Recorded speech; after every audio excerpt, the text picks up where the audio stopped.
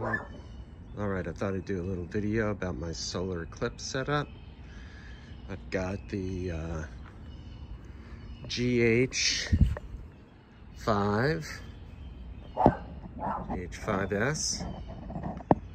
It's a micro four thirds camera. I figured I'd use a micro four thirds camera to get a little bit of that punch-in factor on the sensor.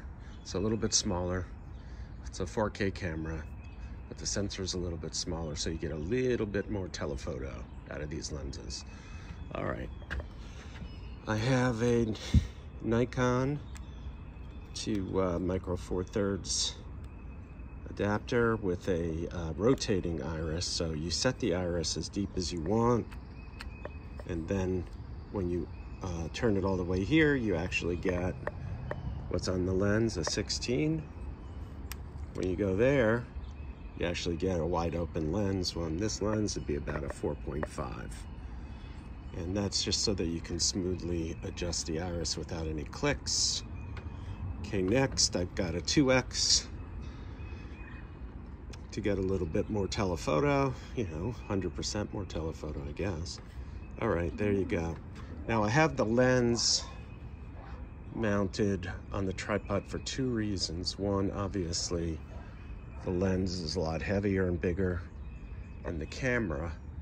But when you do this, you mount it this way, two things happen. One, when you fiddle with the camera, you don't get as much herky-jerky motion type artifacts from messing with the camera.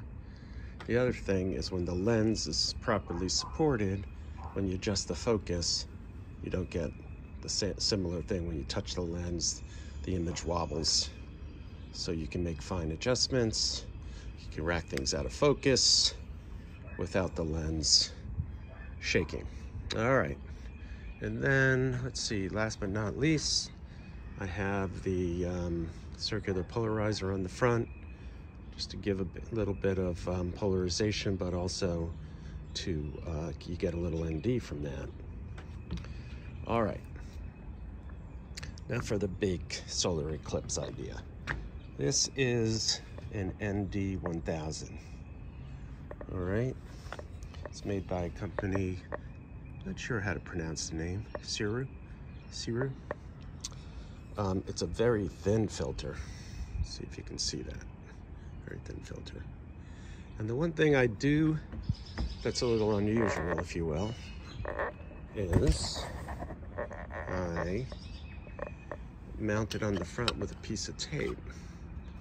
And you would say, why would you mount it on the front with a piece of tape when you have, I don't know, half a dozen map boxes and more lens rings than one can even count? Well, the main reason is when you tape a filter to the front, you can remove it really quickly.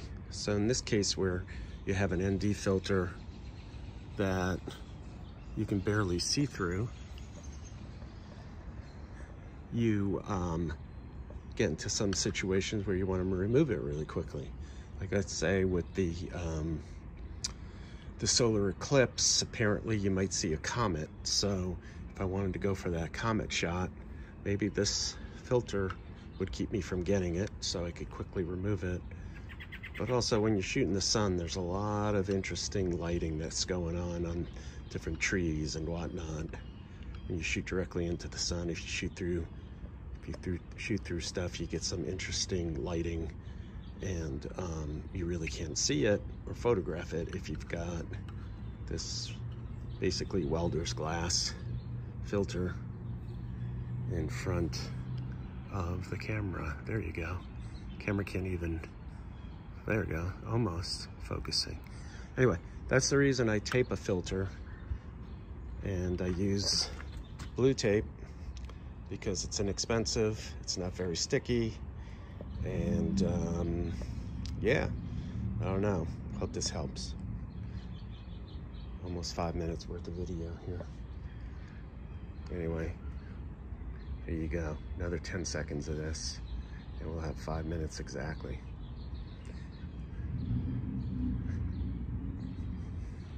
9,